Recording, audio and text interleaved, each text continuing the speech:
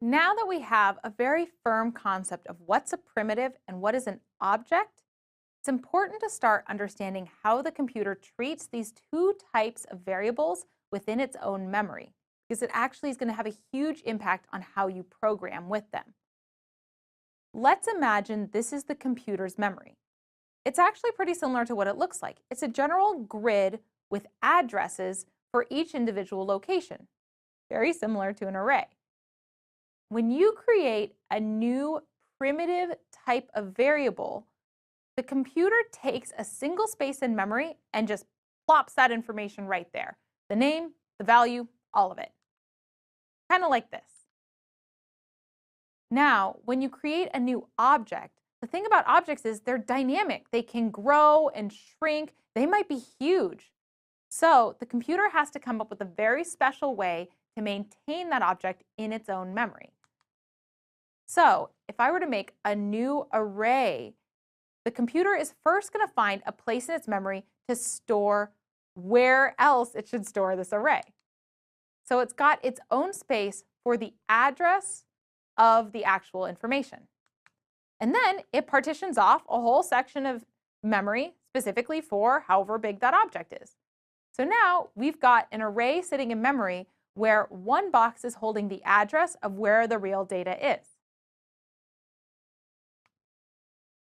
This is something that we're hinting at called reference or value semantics. There's a big distinction between primitives and objects.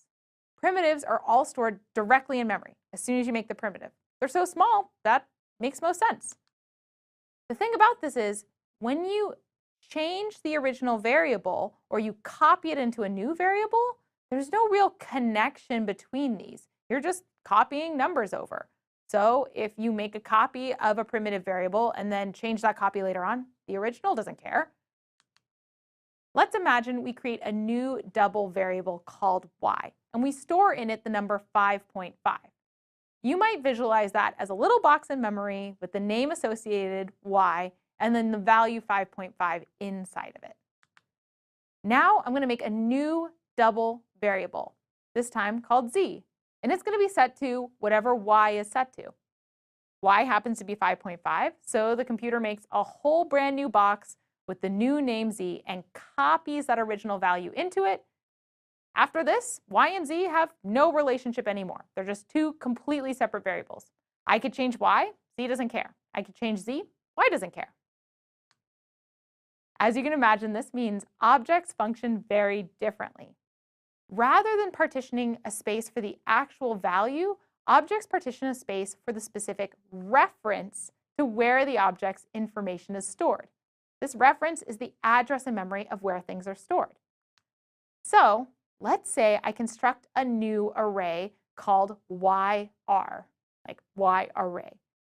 You can think of that same little box like we used for the doubles, but now it has an arrow in it. And that arrow is going to point to somewhere else in memory where the array exists.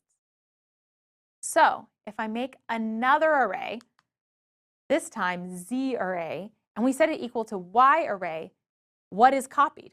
Not the whole array, because that might be huge. The computer copies the reference, or that tiny little arrow, meaning that little piece of information for where the array is going to be. Now I have two variables that are pointing at the same information. So if I change something in Z array, it's going to change whatever is going to pull out of Y array, and vice versa. It's the same information. They're just two addresses to the same location.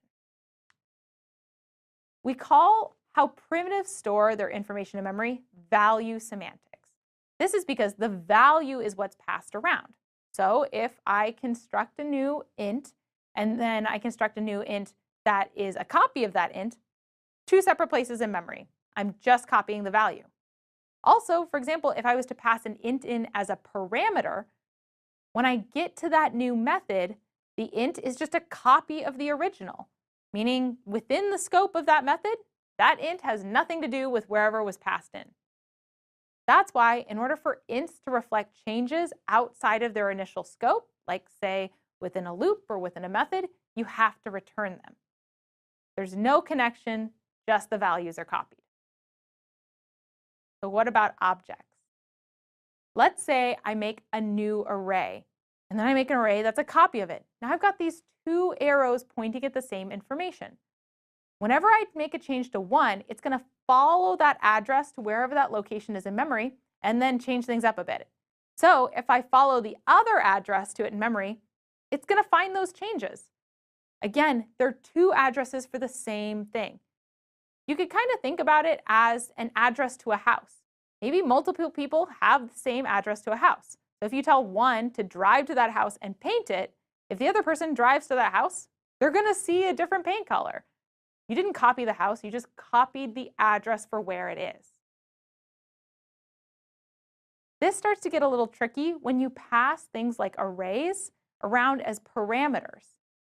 So if I construct an array in main and pass it as a parameter into a new method, because I'm passing the reference or the address, whatever changes I make in that other method are going to be reflected back in main. I don't even have to return it.